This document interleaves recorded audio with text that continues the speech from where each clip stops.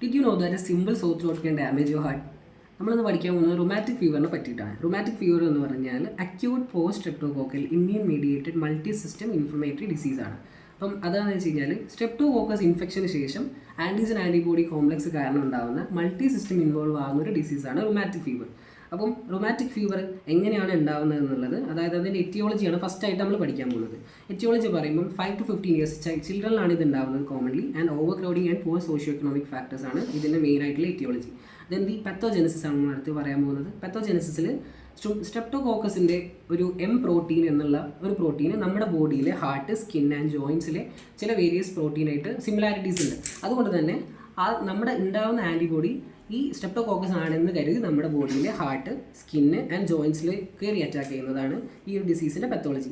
Then coming to the criteria for diagnosis rheumatic fever. Criteria എന്ന് പറയുന്നത് Jones criteria ആണ്.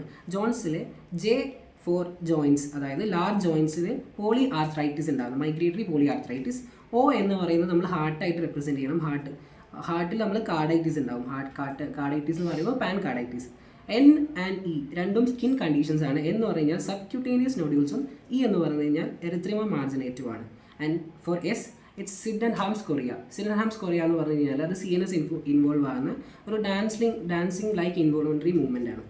Then the minor criteria നമ്മൾ അടുത്ത് പറയാൻ പോകുന്നത്. മൈനർ ക്രൈറ്റീരിയയിൽ ഫീവർ ഉണ്ട്, ദെൻ ആർത്രൈൽജിയ ഉണ്ട്, ആർത്രൈറ്റിസ് അല്ല arthralgia, then elevated ESR and C reactive protein, then prolonged PR interval and elevated white blood cell count. Then coming to the last, the treatment of rheumatic fever. Treatment first എന്ന് പറഞ്ഞാൽ നമ്മൾ ഉണ്ടായിരിക്കുന്ന സ്ട്രെപ്റ്റോകോക്കസിനെ കൊല്ലാൻ വേണ്ടിയിട്ട് antibiotics കൊടുക്കണം. അതായത് പെൻസിലിനാണ് main stream of treatment. അത് പറ്റുന്നില്ലാത്ത allergy ഉള്ളവർക്ക് നമുക്ക് മാക്രോലൈറ്റ്സും കൊടുക്കാൻ പറ്റും. Then coming to next, the anti-inflammatory medications like aspirin and NSAIDs, corticosteroids for severe carditis, bed rest and heart failure conditionsil നമ്മൾ diuretics and ACE inhibitors കൊടുക്കും.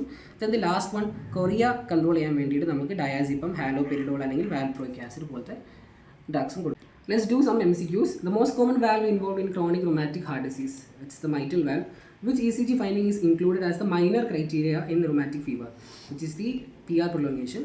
Rheumatic fever most commonly follows infection with Streptococcus pyogenes at which site? അത് pharynx ആണ്. നമുക്കറിയാം ഒരു ഫാരിഞ്ചൈറ്റിസിന് ശേഷമാണ് ഇത് ഉണ്ടാകുന്നത്.